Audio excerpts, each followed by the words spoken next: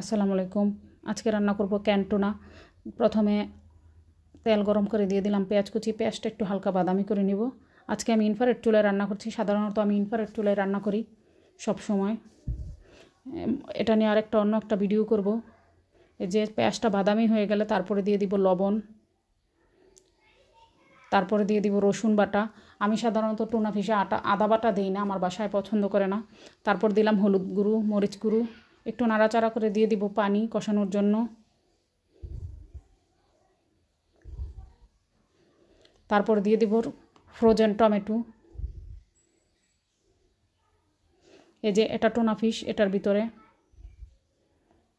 এটা এভাবে তুলে উল্টা দিকে ঘুরাইলেই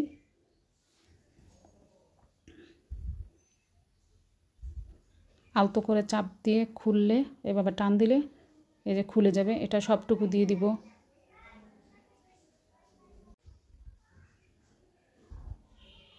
সবটুকু দিয়ে যে দলা দলাগুলো ভেঙে দিব,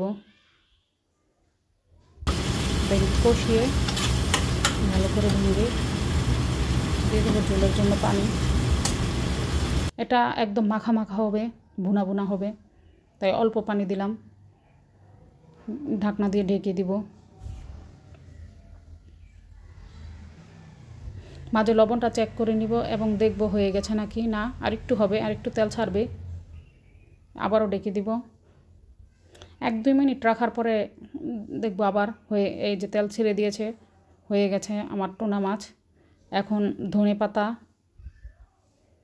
খুব ভালো করে নাড়াচাড়া করে দেব, আর দিয়ে দেব কাঁচামরিচ।